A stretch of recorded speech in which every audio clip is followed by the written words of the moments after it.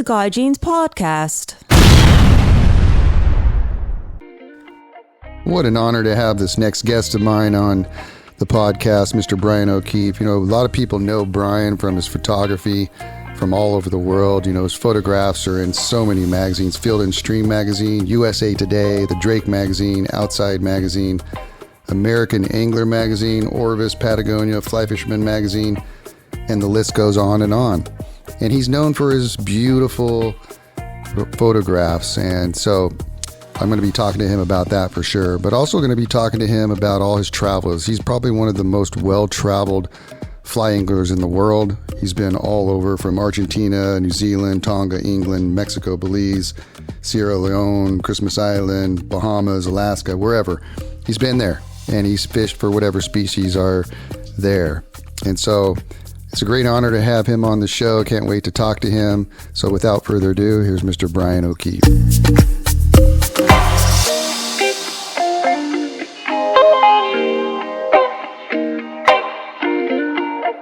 Hey, you guys, welcome to the podcast. This is Guy Jeans, and you guys hear this stuff in the background. We are live from the Bart Hall show in Long Beach Convention Center, and my guest today is Brian O'Keefe. How you doing, Brian? I'm doing really well. Love it down here. It's nice and sunny.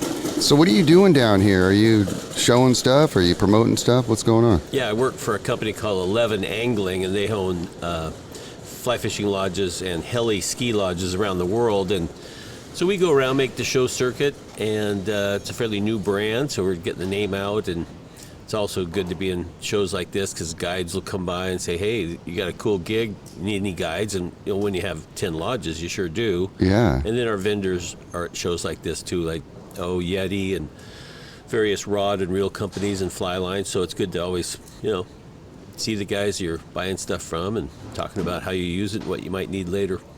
Where are you guys going at these? Is it 11 lodges? Is that what it is? Yeah, the name is 11. The company's 11 Experience, and they're out of Crested Butte, Colorado. And it started off just as a snowcat operation, and then got into some lodging. And then the owner and his wife really went for it and started building and buying lodges for fishing and skiing. So our most popular lodges are the 3 in Chile. We have Cedar Lodge in New Zealand, Deplar Farm Lodge in Iceland, and Taylor River Lodge in Colorado. But there's stuff happening in the Bahamas, Alaska, British Columbia, more in New Zealand. It's a really fun, growing company. And, you know, I'm the old guy there. Everybody's about 28 years old. Goes by quick, doesn't it? Yeah, no kidding. And so, you know, I just bring a little bit of experience from, you know, just doing this stuff forever. Yeah. And I'm learning new things, you know, with, you know, kind of a cool techie company. And so it keeps me on my toes, and I get to travel a lot. Last week I was in New Zealand. So, you know, for an older guy, I'm still kind of living the dream. Yeah, you are. You're probably the most well-traveled person that I've ever met, man. And that's for sure. I mean, there's one other guy that I know pretty good. His name's John Sherman, and I've done a trip with him to Mexico. And you guys are pretty comfortable out there, man. Yeah. Well, the guys that travel a lot seem to be really comfortable. And like, I'm going to tell you a story real quick. So we went to this lake called Lake Bacharach in Mexico. It's a giant bass, right? Yep. But you fly into this place called Sinaloa, Mexico, yeah. Man. You been there? Yeah. So, you know, I'm already nervous going into Mexico. I've been to Mexico. I have a band that has played all over the place, and we went to San Felipe and would play, right? So I was semi-comfortable going there, but, you know, Sinaloa is kind of like cartel country, right? Mm-hmm. So I was a little nervous going there, but the fishing is supposed to be really good at this lake, trophy bass and stuff. So I was super excited and stuff. And so anyway, we land in Sinaloa, and I'm getting off the plane, you know, and you go through the line, the zigzag line, and there's this military dude with an AK-47, and he's just staring at me, you know, holding his gun, yeah. And he's just staring at me, going through the line, zigzagging through the line, and I am just going, why is this guy staring at me, man? And so I get to the front of the line, and he immediately points at me and says, come over here, put your bag over here, you know, and a couple of them came out, and they searched that thing head to toe. And I was just like, and they're talking to me in Spanish. Of course, I don't know Spanish that great, you know. I'm just saying fishing, fishing, you know. But that was my introduction to that, you know. Is that you experience that stuff sometimes when you travel? No, oh yeah. I know John Sherman real well, and he's seen it all too. You know, get your camera case taken and things like that. So I think if you've traveled a lot, and I really started in high school. I joined my brother in Europe. I just took off. I didn't tell my teachers or anything, and I joined him in Italy. He was riding a motorcycle through Europe and Northern Africa, so I thought, well, I'll just go hang out with him. So even at about age 17, you know, I started having some pretty weird adventures, like in those big tinted bazaars that, you know, in Istanbul. I just went to walk around, but I started getting followed. And I sped up, and these two guys kept following me, and I started to do the Indiana Jones of running and just bashing through the canvas, you know, to get away from these guys. And then when I told that story to someone who was, you know, available to talk to me and not chase me, he said, yeah, you know, you have dark hair, and you're tan now, so you look a little bit Turkish. And so they want your passport, and they will offer you $500 or so to, like a student will take $500 and then go get a new passport, except they'll get your money and then kill you. And so I learned early to be a little bit suspicious and careful, but still things just happen, and flying and airports aren't the same. There's a lot of cancellations, and that creates a domino effect to your connections, and you just have to stay loose, go with the flow, and know a little bit about what your rights are too as a traveler, and how you can either be compensated or work the system to get other flights. But yeah, I could go on for days about little and big problems in Pakistan, India, all over the world, you know. Yeah. So let's start at the beginning when you were, I was listening to a story of when you were 16, I think, and you're telling your family about your fishing trips, and they don't believe you, and so you got a little camera and you know, started taking pictures, and then got the film developed, and then they go, oh wow, he is telling the truth. So did you start fly fishing then, or did you start fly fishing later on? Yeah, I started real early, and that story you just told, I think I was actually about in the 4th grade. When my brother and mother thought I had a problem with the truth, because I would ride my bike to a lake, catch these big bass, and I occasionally brought one home, but I mostly let them all go because I was on my bike. And that's when they got me that little Kodak Instamatic camera to verify my catch. And then once they saw all these bass, they realized that maybe I wasn't such a fibber.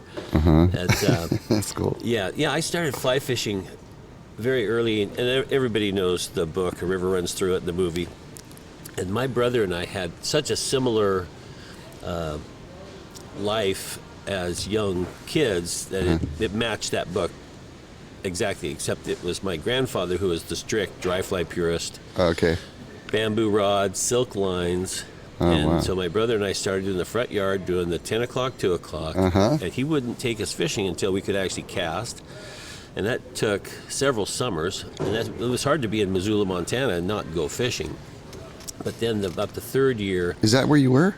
Yeah, my grandfather was from Missoula. I lived in the Seattle area as a kid. And then, so like the 3rd summer, he had a big, long cane pole, like those 10-foot cane poles with just monofilament to a hook, and we had to go out and catch grasshoppers. And then we dabbed around rocks and riffles to learn where trout lived. So that was his master plan, was you got to learn how to cast, you got to learn to read the water. And then about the 4th summer, we actually could use a Joe's hopper and go out and catch, you know, really nice little fish on the Blackfoot. And that was about 1967 or something like that, you know. And so nobody on the water. And my grandfather was a lifelong fly angler. He learned early, and he learned on the chalk streams of England. And so he was a forest supervisor and lived in just great places, Forest Service work. So, you know, he was the forest supervisor for Shasta National Forest. So he was in all those, you know, rivers like the McCloud and places you fish, you know, that are what must have been amazing back in the 40s and stuff. And then he became the forest supervisor for the Bitterroot Lolo National Forest out of Missoula, so we had all that great water, Blackfoot, Rock Creek, Bitterroot, Clark Fork, and on and on. And so when my brother and I came along, it was his job, he thought, to make us right, and so we fly fished, dry flies only, and we didn't. There really wasn't much nymph fishing then, anyway. But there was a few streamers. They were primitive, but after I got my fishing license or my driver's license and I started to wander around Montana on my own, I discovered flies like kind of deer head, kind of marabou muddlers. Basically, that was kind of an early. And then I just learned because I drove to the Madison River once on my own, probably about 16, and they were spin fishing a lot with live sculpins. You could buy a container of live sculpins, and every cast was a big brown, and I mean really nice fish. And so I kind of blew my mind because I'm fishing royal wolves and stuff. But I found that marabou muddler in Olive and started to fish it. And that's when I really started to catch some big fish. And as much as I am still today a pretty hardcore dry fly fisherman, well, I will nymph and I will fish streamers and fish everything basically. But it was cool to have a background that was so solid on tradition and on casting effectively, and then move through the progression to be a all-round fisherman. And so I'm pretty lucky in that regard. It was just intense as a kid to be your grandfather's a drill sergeant, banging this technique 10 o'clock, 2 o'clock, into your head. But we did it, we liked it, and I never stopped. What a blessing to have a grandpa like that, huh? And just it turned it into your passion, man. Yeah, and it was so also, cool. You gotta give credit to my grandmother too. They were both born in the 1800s, which sounds like cowboys and Indians and stuff, but they actually rode on stagecoaches and stuff. So they lived in the boonies most of their lives, and fire lookouts and places like that. But my grandmother had a college degree, which was sort of rare in those days for a woman in science, and she was a biologist. So my grandfather, who was into forestry and wildlife management, some fisheries, but not much back then. And then my grandmother was plants and animals, so she got me into birding and to just knowing animals, reptiles, anything, and she just was a blast. So it was a great combination of people that basically made me who I am. Do you have to fish? Like, is that just like something that, since you were a kid, is that just something that you have to do? Yeah. Yeah. Isn't that weird? Why is that? I don't know. I'm the same way. Yeah. Isn't it weird? Yeah. 11 sent me to New Zealand to work at our Cedar Lodge there on the South Island. Fishing was amazing. It's just incredible. I came home and I couldn't wait because I live 20 minutes from the Henry's Fork and 10 minutes from the South Fork of the Snake. And it's been so cold and snowy this winter that I haven't done a lot of the midge fishing and things like that. But there was a day before I came here, it was going to be 40. And so I had some new bootfoot waders I wanted to check out. And even though I just fished 10 days in New Zealand, I had to get out, I mean, I didn't want to miss a 40-degree day. Midges were thick, midge clusters, fish were up. And, Guy, if you have it bad, there's not much you can do about it. It's a fact of life, and I don't apologize for it, because what's better than being out on the water? Yeah, right. My mom and sometimes my lady, they both are just like, you're going fishing again? Well, yeah. Oh my God. So funny. So how long have you been doing this now? Like just, the photography, which I want to talk to you about and everything. How long have you been doing now? Well, I'm 68. It's hard to believe. But Man, you do not look it. You know why? Because you fish all the time. I know. It's a good lifestyle. But, I'll give you like the rough draft progression. So I was this kid fly fisherman, but I also bought, spinning rods and stuff for bass fishing and things like that, and some salmon and steelhead fishing. I was also lucky, my older brother, John, he, while I was probably a junior in high school. He was the tribal dentist for the Queets, Hoh, and Quinault Indians on the Olympic Peninsula in Washington. So in the late 60s, early 70s, man, oh man, there was some amazing salmon and steelhead fishing out there. So I'd just throw my sleeping bag down in this little clinic, sleep out there, and then just fish those rivers like a maniac. And, I guess I got to saw it, in the good old days. But Yeah. so I just fished my brains out as a kid. Even in high school, I'd fish on my lunch hour for bass. And there were I think juniors were taught a class. Everybody had a take called Bachelor Survival, and it was called home ec for girls.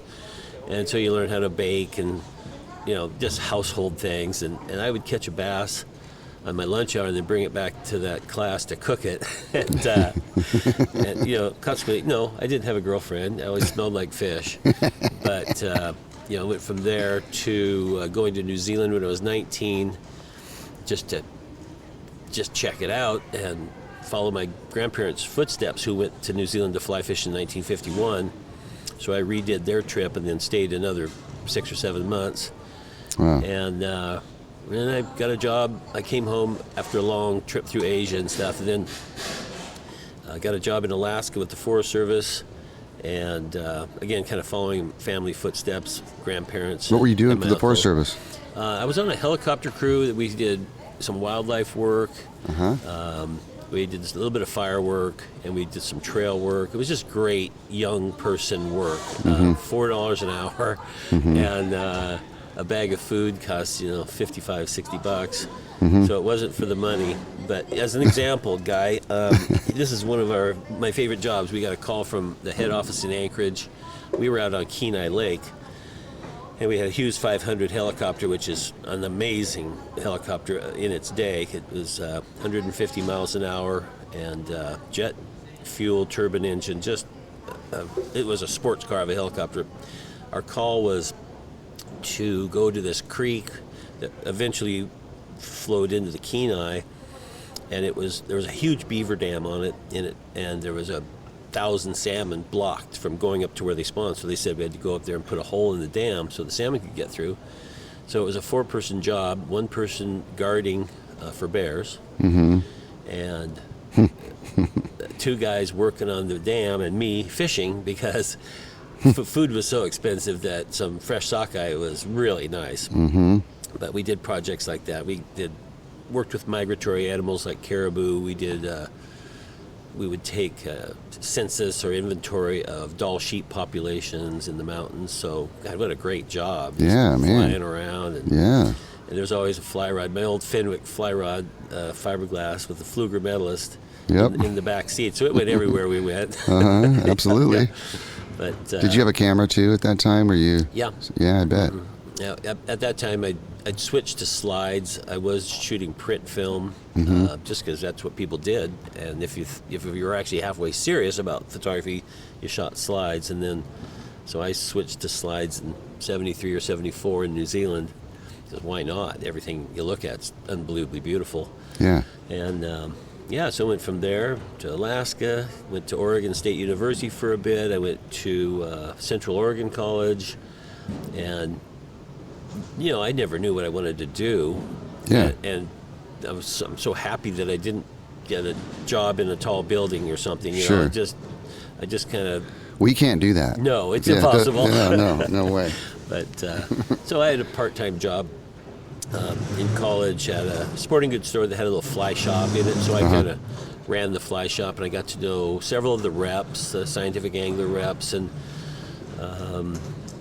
Cortland was big there, and a few rod guys and fly companies. And I also started to know Dennis Black, who started Umpqua Feather Merchants down in Glide, Oregon on the Umpqua River. And so eventually, after some guiding on the Deschutes and the Klamath in Northern California for steelhead, that was right when the fly shop opened. Their first couple of years, I was their steelhead guide. And then the one in Redding? Yeah. Okay. And then guided in Alaska, and then bumped into Dennis Black again up there. And then when I sort of made a promise to myself I'd quit guiding it on my 30th birthday and then do something maybe a little more structured or traditional. So I called Dennis when I got home. And he said, "Man, I need a rep." I kind of knew what a rep was because I'd worked in that sporting goods store. And so in a couple days, I was the Umpqua. Back then, it was Umpqua Feather Merchants, and now it's just Umpqua. And then you got me the Orvis rep job, which in the Pacific Northwest and Alaska, they had never had a rep, and it was a tough sell. You can imagine, because it was a sort of Eastern company. The rods were a little slower than Loomis and Sage, and so I really had to work it. I did work it, and then I just had so much fun. I did that rep thing for 20 some years, and really constantly traveled. I'd either work a day, fish a day, or work 20 days and take 10 off. And I was going to Christmas Island and Belize just monthly. It was just a great system. And Patagonia, Sims, Scientific Angler, Scott Rods. I just worked with the coolest people. And so you were a rep for all those companies? Yeah, eventually cool. almost everybody. I never cracked into the Sage kind of. They had their own reps, and they were always my competition. And but good competition. Yeah, absolutely. Yeah. So I've been fishing my whole life, and I did take pictures early. I had my first photo published when I was 16, a little black and white shot, and then that just grew and grew, and next thing you know, you get better. Everything we do, we get better at if you keep doing it. So now it's sort of easy for me. Yeah. I mean, I've seen it all, done it all, but I still think that photography is a great companion activity to fly fishing if it's not overdone, meaning with Instagram and Facebook and all this stuff. People are taking a picture of every fish they catch, and that's overkill. And a real amazing fish or amazing setting. We're fortunate to be outside a lot. There's great weather scenarios and lighting scenarios, and just our day in the life type look at fly fishing. There's tons of opportunities, but I do sort of get a little sick of just fish pictures. Sure. And the way people hold fish and things like that. It's kind of rough. But we always have. Everybody has some little thing. So let's talk about your photography for a minute, because your pictures have been published in many magazines, journals, and blogs, and you have made a living doing that. So I want to kind of get into your brain as a photographer. So when you're walking, what do you look for? Like when you're walking along the stream, or when you're cruising along a mountain trail or whatever, is it something that just hits you and you're like, oh man, that looks awesome, I'm just going to take a shot of that? Or is there something you actually go out and you're looking for? Or how does that all work? Well, it's kind of all that rolled into one, and it depends on really what the purpose is. If I'm just fishing by myself, I like trout food, so I look for bugs, and I think stonefly nymphs and stuff like that are just super cool. And if I'm by myself, it's more sort of the day in the life type stuff of a trout bum, and it could be on a bonefish flat or somewhere, but just the things that make it cool. And that would be more landscape and or waterscape.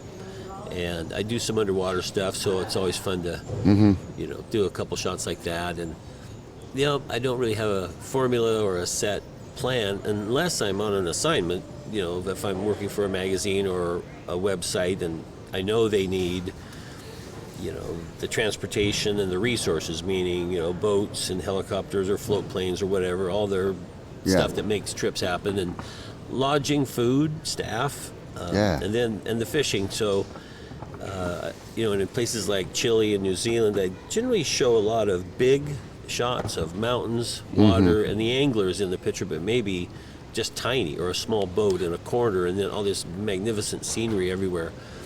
So, is that real quick? Is that the pictures of New Zealand? You just recently went there? Are those the ones? Did you take those pictures? The ones in New Zealand? Those are pretty awesome, man. Yeah.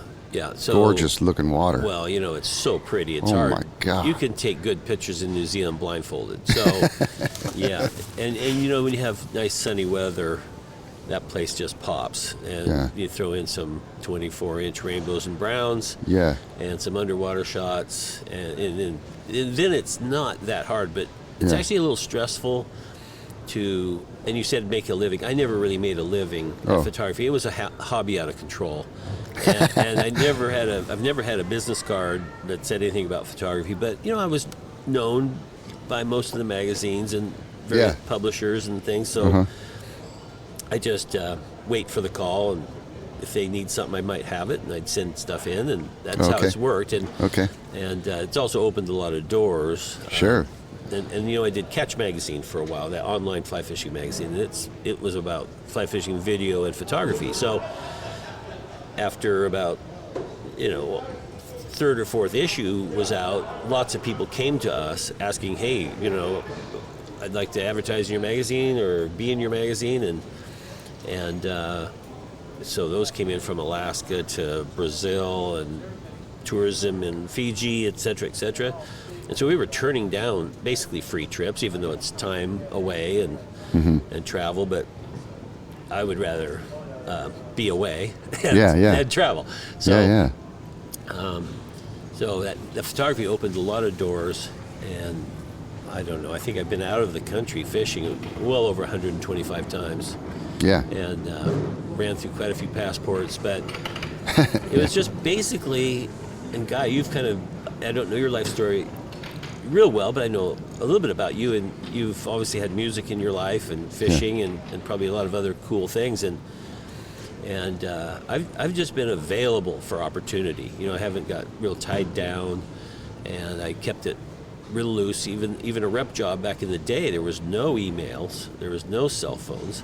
Yeah. And everybody had a landline, and you had a phone machine at home, and it had a tape in there, and you'd record your message like, "Hey, I'm on the road.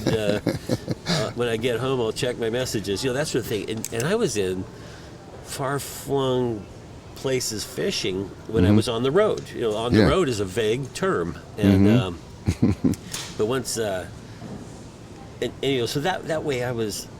If I got an invitation to fish somewhere, I could just go.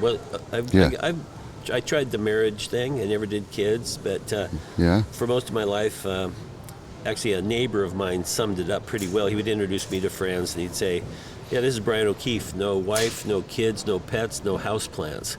And but I had a garage that was funny, as good as most fly shops, and because when you're rep, you have all these samples, and so I had everything that you have in your store.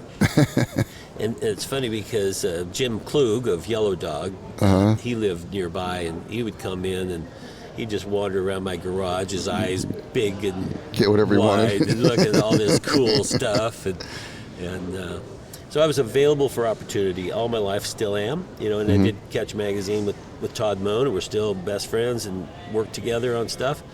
But when this opportunity with 11 came up, I mean, how can you beat getting paid to fish? Right. There's one thing to trade out photos for a trip. That's pretty darn good. But to fish great places, Iceland, Chile, New Zealand, Colorado. Now we're going into Alaska and the Bahamas. And do you have to go test all these places with them and see? Absolutely. Absolutely. That's a big deal. And our world is very, visual now with the internet and websites and blogs. So we have to get in there and get tons of photography and video done, and then launch a new lodge, and you got to be ready for that. It takes, as you know, if you do social media, it chews up photos every day, and so it's almost a non-stop job just to feed that animal. So I love going to new spots. And what's your favorite photo, or what's your most popular photo that you have? Is there any? Yeah, there's one. I think it's kind of, I don't know if it's iconic. That's the big word. Could be. It's an underwater permit shot from Turner Flats in Belize, and it's just this beautiful blue water, tail grab on a permit being released, and it's at eyeball level, so it's really just anatomically perfect fish, and that in the day, that was shot on film. That in the day was one of the better underwater saltwater shots around, and and it made the rounds too. It was used quite a bit, but I think that's the one that sort of stands out. I also have a shot of 4 young Bahamian kids holding a 4.5, 5-foot barracuda. Awesome. And it's just super cool. That is. And that was 30-some years ago, and I made a big enlargement of that for the guide that I fished with down there in Great Inagua, and he had it framed, and he put it in the airport, which is just a little tiny thing. So he put it up on the wall there, and now those kids are 35, 40 years old. Yeah. And if the picture's still there, I think that's kind of cool. They That's can walk way in cool. and go, "That's me," you know.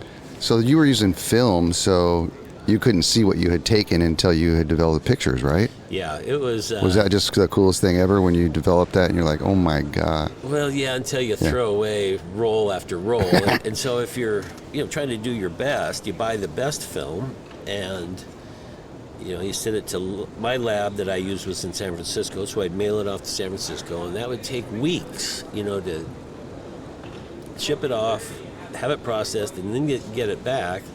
Yeah. Now if you've only taken photos in digital form, it's almost hard to relate. Like, that just sounds so prehistoric, how could it be any less effective? But there was no other choice. Yeah. And then you had to travel with film, and then when X-rays came out, you had to have a lead-lined bag for your film and not have it X-rayed, and it was just a hassle, but no one knew any better. That's just all it was. And so, yeah, there was a lot of drama when that box came in, and you get slides on your light table, and a lot of slides just get thrown away. I mean, you can imagine how much you delete now. Yeah, right. Automatically off your camera Yeah. or phone. So every picture was almost 50 cents. Okay. For film, developing, shipping, etc. And when you start clicking 50 cents, 50 cents, 50 cents, Oh, yeah. it really adds up. And my underwater camera was manual focus, so you would just guess, like, what you're taking a picture of is 3 feet away or 18 inches away, and you'd spin this little knob and then stick your camera in the water and shoot. And there were times when I didn't save one picture from a roll of film, many times. And it gets expensive, but it also forces you to be as good as you can, so you can be a little bit more productive and effective, but all good stuff. And I probably held on to film too long. I should have switched to digital a little earlier, but I was sort of a traditional guy, and I liked it. I liked it because it was kind of hard.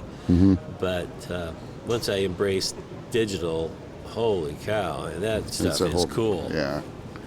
The travels that you've done, is there any animal stories that have been pretty wild for you, like encounters or anything like that you can talk about?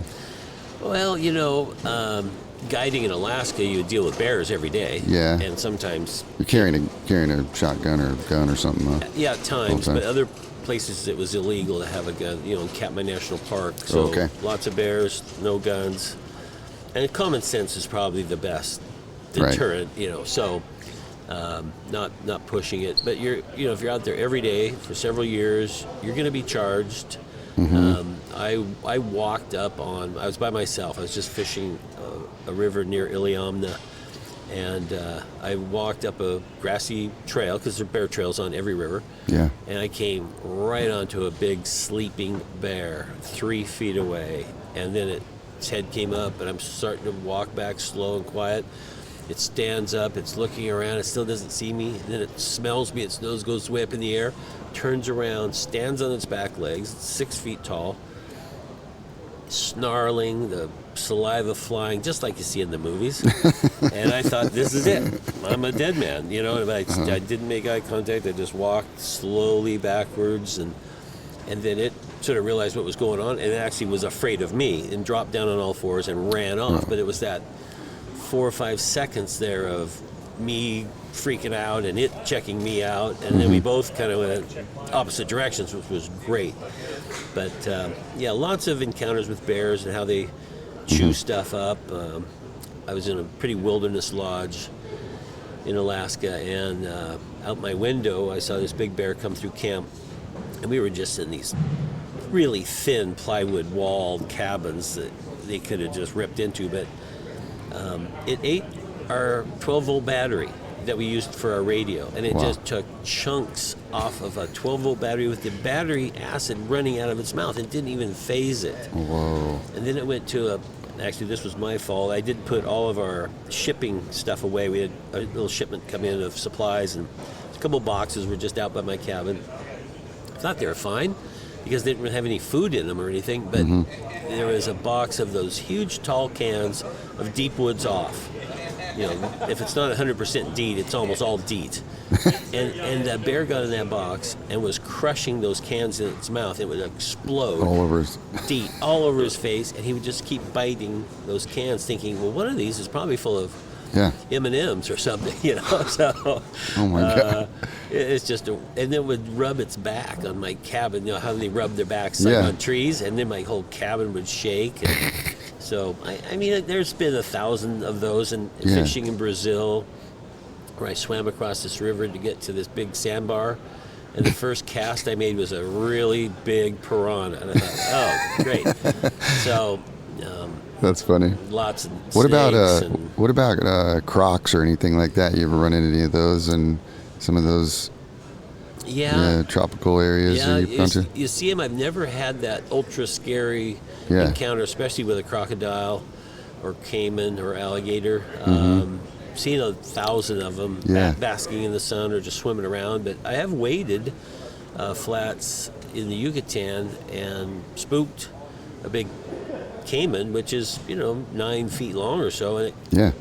I'm in the water. I have no boat nearby, and it fortunately spooked and went away. But it could have been a lot worse. Wow. So all the fish that you've caught, around the world, what's the most difficult fish that you've had to catch or have tried to catch?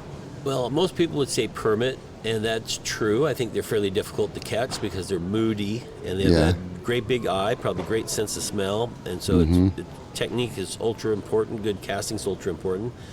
But I think the day that I had with the most tricky fish was actually brown trout, resident brown trout in Iceland.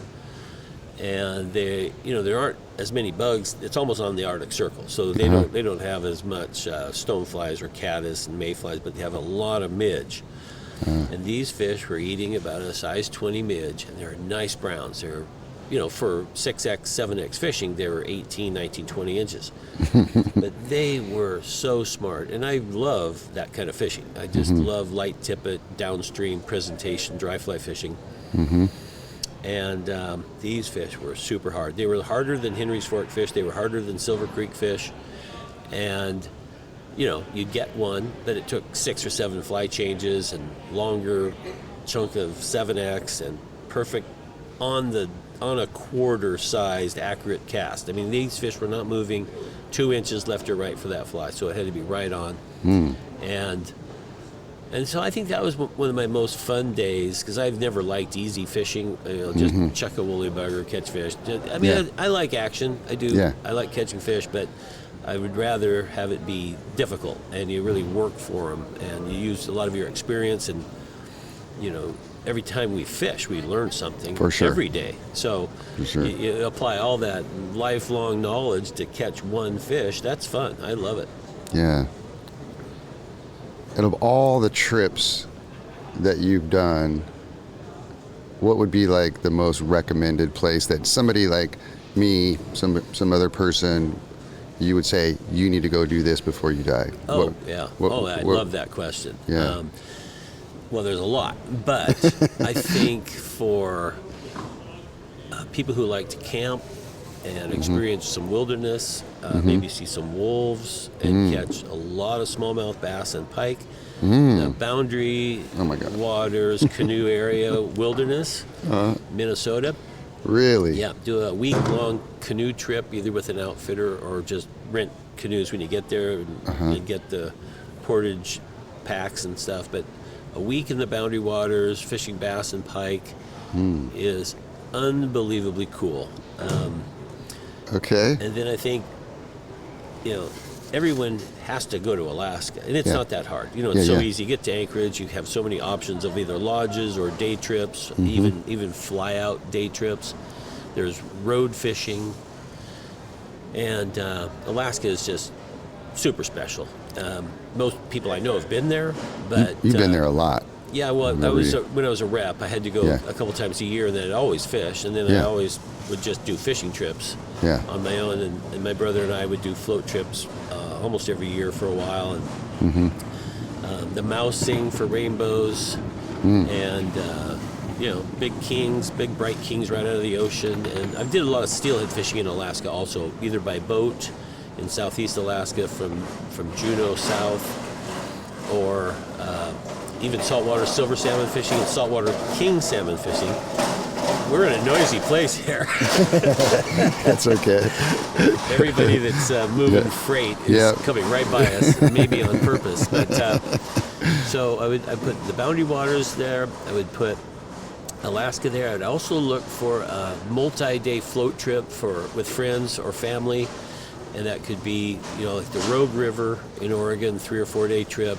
3 or 5 day trip on the Deschutes, Middle Fork of the Salmon in Idaho for a week, 100-mile float, and those multi-day float trips are Pretty just cool. a blast because it's fishing nonstop, and it's also the camp scenario. Whether you're doing your own cooking or you're with an outfitter, the food's going to be outrageous, and it's just a blast. You can't, no cell phones, no TikTok. It's all just fishing and friends and family, and can't have enough of that. I find it really interesting that the first place that comes to your mind is Minnesota and the Boundary Waters. I'm a smallmouth geek. I haven't been to that area to catch pike or anything, and I'm going to put that on my list, man. Oh man, you can't that sounds go wrong. fun. Can't go So wrong. how does that work? You get like a canoe. You have to rent a canoe, and then there's like a water trail that you have to try to find. Yeah, it's a very established and even quite old fishery. People have been doing it forever, and there's several options. It's all online. You'll find it in Ely, E-L-Y, Minnesota. It's the canoe capital of the world, and so there's outfitters. And I would actually recommend just go with a group and all chip in and do an outfitted trip. They just know the best spots, and you're right up on the Canadian border. And I went when the water turned about 65 degrees, so it's probably June. Okay. And then you have these lake hexagenia hatches. Oh. And so the bass are going crazy on big dries, but just popper fishing in general. I don't think we fished many fly subsurface, but poppers for pike, poppers for smallmouth. Are the pike pretty big too? Most of the ones we got were, I'd say, medium, probably. Super fun. 3 feet, and you can see the reeds all wiggle in a line coming over to your fly. Like a big Dahlberg diver or something like that. Sounds amazing. Yeah, it is. And you eat a few pike, and you see moose, and it's just a really neat experience. It's vast. It's super huge, and so going with an outfitter, well, it's probably a little bit safer. Not that it's a real dangerous trip, but literally you can get a little bit lost back there. I think we had 30 portages in 7 days, something like that. So, and some of them were just a matter of feet, maybe 50 feet, a little plunge or waterfall, because there's rivers and lakes, and they're all interconnected. But some of the portages were a quarter mile or more, and that's kind of grueling. But that is. It's also kind of a team effort. So, I don't want to get corny and sound like it's a big bonding trip, but it is kind of, because you're all lifting a lot of stuff, carrying your canoes, and it's really cool. Okay, one last question. And I'm a Leo. and if you had yourself, all the places that you've traveled over the world, and you could go to one last place, where would that be? I mean, that's a pretty one last place, man, because of the experience, the people, the fishing, and all that kind of stuff. Well, what do you think? I might have to give you 2, because one of them would be as a sort of a tribute trip to my family and my grandparents. And so that would probably be the Blackfoot or Bitterroot in Montana, just to reminisce those early days and how much that's been my direction, my foundation. And then, what? For just a total fun trip, it might be Golden Dorado in South America. Okay. Really? Yeah, peacock bass or golden dorado are just two of the coolest fish. They're cool looking. They're super strong. They fight, jump. They're nuts. And I think for just grins, I would do one of those two species. Okay. And then hang it up. I'd say, well lived. Right on. Well, if people want to check out your photography and your socials and stuff like that, where do they go? Okay, I've got a very homemade little photography website. It's BrianO'KeefePhotography.com, and it's got a few shots on there. It's got a bunch of beautiful shots, man. I was checking it out. Okay, cool. Well, Yeah. it's primitive, but it's. Yeah. I used to have kind of a nice, big, fancy website, and I don't know. I just went with this little simple one, but it's just sort of my business card. Yeah. And then it's got contact information on there also. And I still think people should check out Catch Magazine to see some of the work we've done over the past years. And then our work stuff with 11 Angling is really fun. There's fish from all over the world and all these beautiful pictures, and that's 11angling.com. And that's kind of me in a nutshell.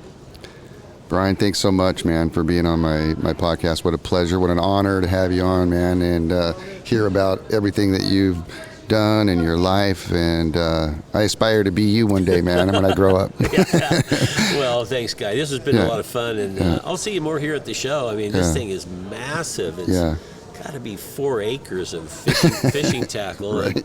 And anyway, keep up your good work, too. You're doing Thanks, great, man. and I really appreciate it. All right, buddy. We'll talk soon. Thank you. Bye.